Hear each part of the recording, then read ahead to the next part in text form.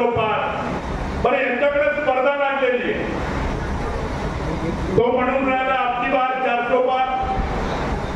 आपल्या इथला हा नितीन गडकरी तो म्हणून राहिला की यावेळेला मी 5 लाख मतांना विजयी होईल म्हणून.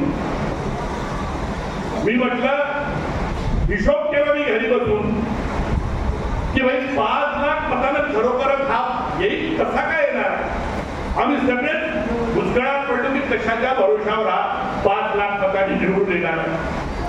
आता मी तुम्हाला सांगतो की मागच्या वेळेला माझी 14ची निवडणूक सोडा 19 मध्ये बिलकुल आयत्या वेळेला आम्ही नानाभाऊ पटोले यांना उमेदवारी दिली लोकसभेत.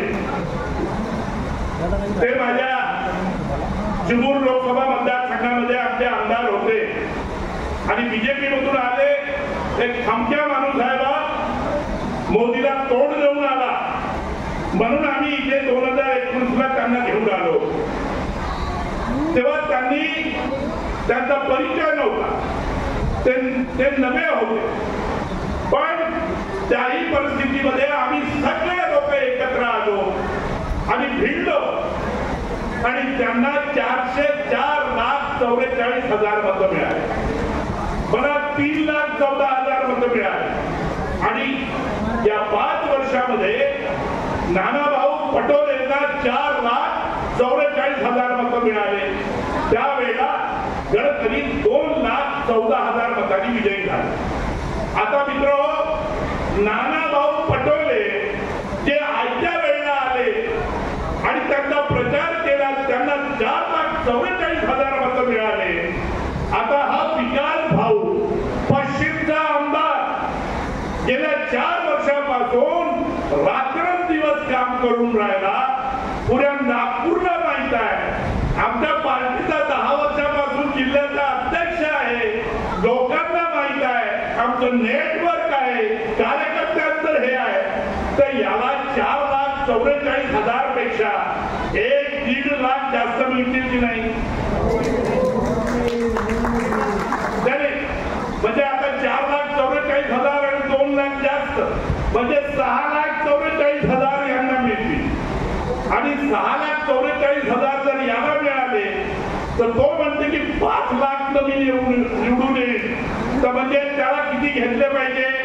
6,44,000 आणि 5 लाख 11,44,000 गडकरीला आणि यांचे 6,44,000 म्हणजे 11,44,000 आणि 6,44,000 किती झाले. 11, 6, 17, 17 आणि 88 17,88,000. आणि आता या 2 उमेदवारापेक्षा त्या अजूनही जवळजवळ किती उमेदवार आहेत. 26 उमेदवार आहेत. काही मोठे उमेदवार आहेत, काही छोटे उमेदवार आहेत. आणि त्या सर्वांनी 5-5, 7-7, 8-8 हजार जरी घेतले तर त्याची संख्या होते 1 ते 1.5 लाख. म्हणजे 18.5 लाख आणि 1.5 लाख 20 लाख. आणि आपले टोटल मतदार किती आहे 22 लाख. आता इथे सांगा 22 लाख म्हणजे 85% कधी मतदान आपल्या नागपुरामध्ये झालाय सांगा.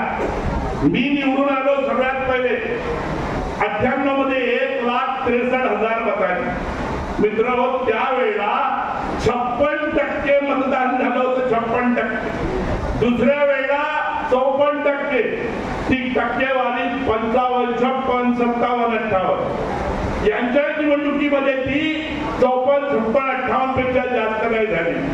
85% मिळणार नाही तर हा पठ्ठा कशाच्या भविष्यावर 5 लाखाने निवडून देण्याची गोष्ट करतो.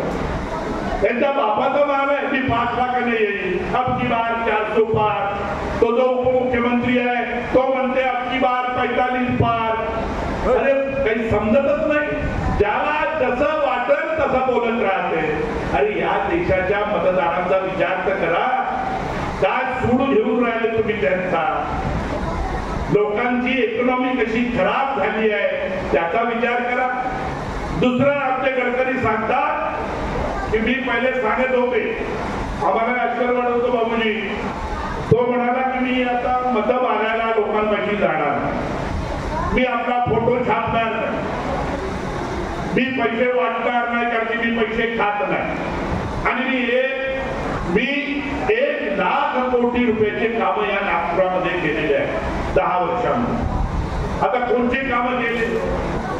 1,00,000 कोटी रुपये जर तुम्ही या नागपुरामध्ये खर्च केले आहे, तर या लोकांच्या चेहऱ्यावर काही तेज का नाही? कशासाठी तुम्ही खर्च केले? कोणते कामं केले? हे जे फ्लायओव्हर केले, हे रस्ते बनवून तुम्ही सिमेंटचे, माझ्या पूर्ववक्त्यांनी सांगितलेलं आहे की त्याच्यामुळे गावाची उष्णता वाढलेली आहे. नागपूर तसाही सूर्य आपल्याकडे तापत असतो आणि त्याच्यामुळे अजून तो सूर्य तापला, अजून ते रस्ते गरम होतात, टायर पंक्चर होतात, टायर खराब होतात, लोक जाऊ शकत नाही.